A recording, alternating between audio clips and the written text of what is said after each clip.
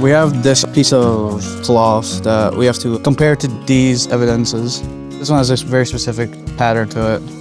If kids don't see people who look like them in careers that they don't know about, they won't have the ability to picture being in those careers. We are on the computer graphics and game development unit.